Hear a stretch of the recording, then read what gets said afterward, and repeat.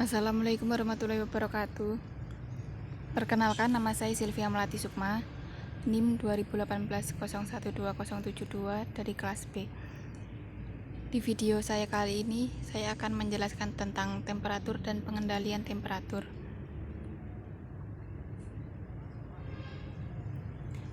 Temperatur atau suhu adalah suatu aspek lingkungan kerja yang perlu dikendalikan dalam suatu industri. Karena temperatur berhubungan langsung dengan tenaga kerja maupun operator. Temperatur di area kerja tidak boleh melebihi nilai ambang batas yang telah ditetapkan.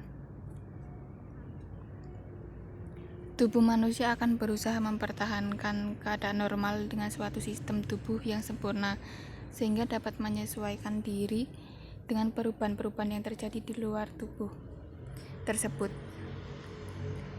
Contohnya, kita bisa memakai pakaian kulit atau jaket bulu untuk mengatasi isolasi termal ketika kita merasa kedinginan. Apabila kita merasa kepanasan, juga kita dapat memakai penyejuk ruangan ataupun AC. Tetapi kemampuan untuk menyesuaikan diri dengan temperatur luar adalah jika perubahan temperatur luar tubuh tersebut tidak melebihi 20% untuk kondisi panas dan 35% untuk kondisi dingin dari keadaan normal tubuh. Pengaruh temperatur terhadap tubuh manusia yaitu dapat tahan sekitar 1 jam tetapi jauh di atas tingkat kemampuan fisik dan mental apabila suhu lingkungan sebesar 49 derajat Celcius. Apabila suhu lingkungan sebesar 30 derajat Celcius, aktivitas mental dan daya tangkap mulai menurun. Kondisi optimum para pekerja di Indonesia umumnya adalah 24 derajat Celcius. Dan apabila suhu lingkungan sebesar 10 derajat Celcius, kelelahan fisik yang ekstrim mulai muncul.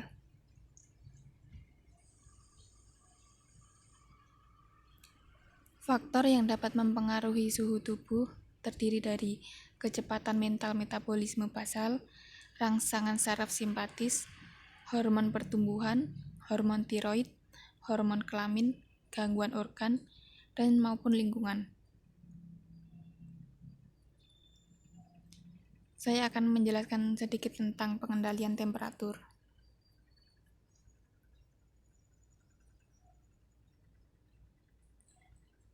Yang pertama, tekanan panas. Tekanan panas diartikan sebagai jumlah beban panas yang merupakan hasil dari kegiatan atau pelaksanaan pekerjaan, tenaga kerja, dan kondisi lingkungan di mana tenaga kerja tersebut bekerja. Kondisi ekstrim pada lingkungan kerja sebaiknya dihindari, karena tekanan panas yang mengenai tubuh manusia dapat mengakibatkan berbagai permasalahan kesehatan hingga kematian. Kematian tersebut diakibatkan oleh berbagai penyakit yang diakibatkan oleh terpaan panas pada tubuh. Berbagai macam penyakit tersebut meliputi heat rash. Heat rash merupakan gejala awal dari yang berpotensi menimbulkan penyakit akibat terkaan panas. Penyakit ini berkaitan dengan panas, kondisi lembab di mana keringat tidak mampu menguap dari kulit dan pakaian. Penyakit ini mungkin terjadi pada sebagian kecil area kulit atau bagian tubuh.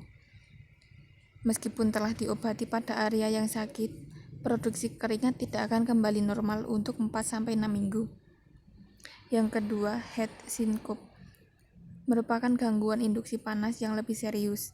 Ciri-ciri dari gangguan ini adalah pusing dan pingsan akibat berada di lingkungan yang panas dalam waktu yang cukup lama.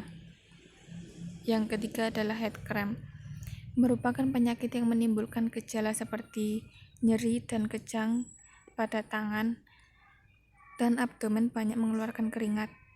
Hal ini dikarenakan ketidakseimbangan cairan dan garam selama melakukan kerja fisik yang berat di lingkungan yang panas.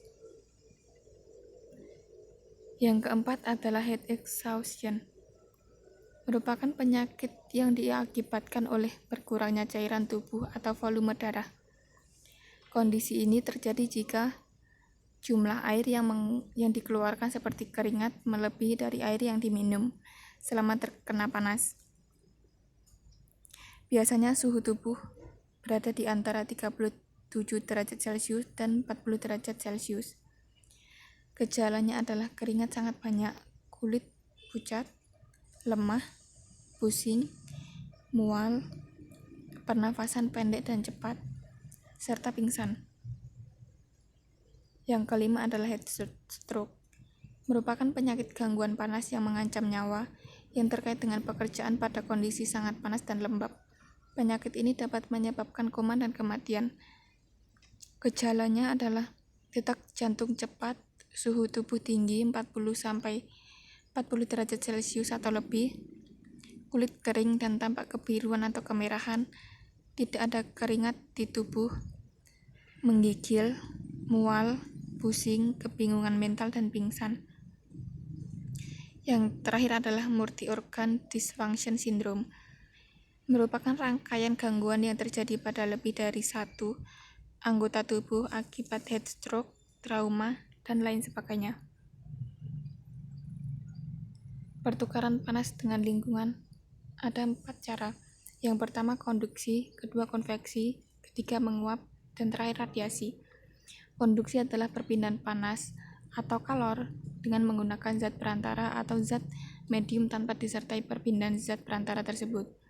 Yang kedua konveksi adalah perpindahan panas atau kalor dengan menggunakan zat perantara atau zat medium yang disertai dengan perpindahan zat perantaranya juga. Yang ketiga adalah menguap, yaitu perubahan dari cair menjadi gas. Yang terakhir radiasi adalah perpindahan panas tanpa menggunakan zat perantara.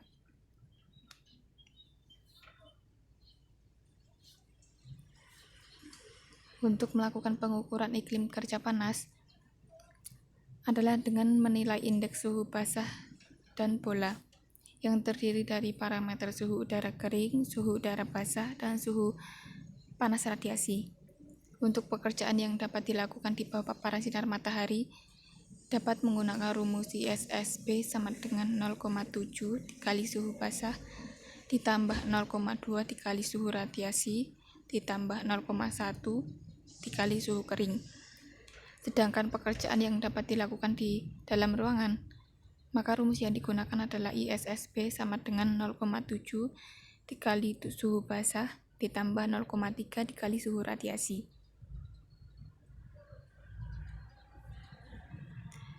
Untuk pengendalian temperatur bagi para pekerja, terdapat 5 cara. Yang pertama adalah menambahkan ventilasi umum, yang kedua memasang exhaust fan dan dust collector, yang ketiga rotasi kerja atau rolling kerja, yang keempat memakai APD atau alat perlindungan diri, yang kelima menggunakan pakaian kerja yang tipis atau terbuat dari katun agar dapat menyerap keringat.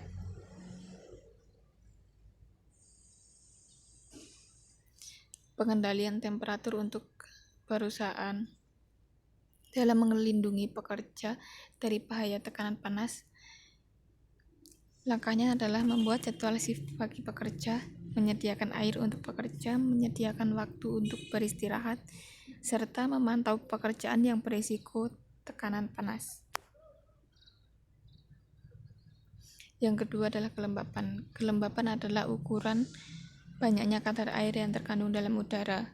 Kelembapan udara yang relatif rendah, yaitu kurang dari 20%, dapat menyebabkan kekeringan selaput lendir membran, sedangkan kelembapan tinggi akan meningkatkan pertumbuhan mikroorganisme.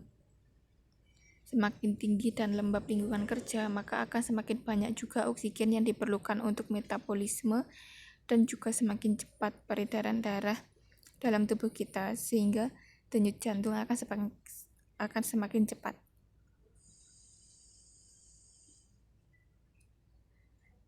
Sekian penjelasan dari saya, kurang lebihnya saya mohon maaf.